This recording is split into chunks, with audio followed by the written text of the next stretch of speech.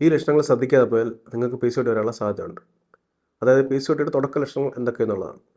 ആദ്യമായിട്ട് നമ്മുടെ കഴുത്തിൽ കാണുന്നൊരു കറുത്ത പാടാണ്, ഒരു കറുത്ത പാച്ച് പോലെ കഴുത്തിൻ്റെ 2 സൈഡിലും മുൻഭാഗത്തും കാണാം. അതാണ് അക്കാന്തോസിസ് നൈഗ്രിക്കൻസ് എന്ന് പറയുന്നത്. അത് ഇൻസുലിൻ റെസിസ്റ്റൻസ് കൊണ്ട് വരുന്നതാണ്.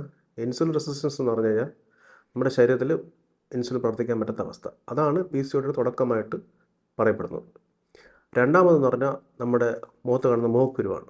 സാധാരണ കാണുന്ന മുഖക്കുരുവല്ല, ഈ ജോ ലൈനിൽ അല്ലെങ്കിൽ ഈ താടിയലിൻ്റെ ഭാഗത്തൊക്കെ കാണുന്ന രോമ വളർച്ചയോടെ കൂടെ കാണുന്ന ഒരു തരം മുഖക്കുരുവാണ് PCODയുടെ തുടക്കമായിട്ട് പറയപ്പെടുന്നത്.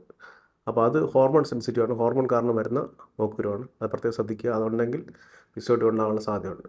മൂന്നാമത്തെ ലക്ഷണം എന്ന് പറഞ്ഞാൽ നമ്മുടെ മെൻസസിൻ്റെ സൈക്കിളിൻ്റെ ലെന്ത് കൂടുതലായിരിക്കും.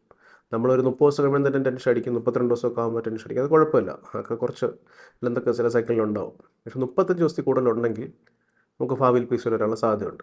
അത് പ്രത്യേകം ശ്രദ്ധിക്കണം. അങ്ങനെയുള്ളവർ ഈ 3 ലക്ഷണങ്ങളുള്ള ആൾക്കാർ നേരത്തെ കരുതലെടുക്കുക. ഫുഡൊക്കെ നല്ലോണം കൺട്രോൾ ചെയ്ത് ഡയറ്റ് എടുക്കുക. ചോക്ലേറ്റ്, മധുരം, ഐസ്ക്രീം, ലഡു അങ്ങനത്തെ ഐറ്റംസൊക്കെ ഒഴിവാക്കുക. ഫിഷും വെജിറ്റബിൾസൊക്കെ കൂടുതൽ കഴിക്കാൻ ശീലിക്കണം. നമുക്ക് നടക്കാൻ പറ്റുന്ന സ്ഥലങ്ങളൊക്കെ നടക്കുക. ലിഫ്റ്റ് ഉപയോഗിക്കാൻ പറ്റുന്ന സ്ഥലങ്ങളിൽ സ്റ്റെപ്പ് കയറി പോവുക. അങ്ങനത്തെ കാര്യങ്ങളൊക്കെ ബേസിക് ആയിട്ടുള്ള കാര്യങ്ങൾ ചെയ്ത് കുറച്ച് പോസിറ്റീവ് മൈൻഡായിട്ടിരുന്ന് കഴിഞ്ഞാൽ തന്നെ PCOD മാറ്റാൻ പറ്റും. PCOD ഒരു ദിവസം കൊണ്ട് വരുന്നതല്ല. നമ്മൾ നേരത്തെ ഇൻട്രെയിൻ ചെയ്ത് കഴിഞ്ഞാൽ ഒരുപാട് ദിവസത്തെ അക്യുമുലേഷൻ ആയിട്ടുള്ള ഈ പ്രശ്നങ്ങളെല്ലാം മാറി നമുക്കൊരു ഹെൽത്തി ആയിട്ടൊരു ലൈഫ് സ്റ്റൈൽ ഉണ്ടാക്കിയെടുക്കാൻ പറ്റും.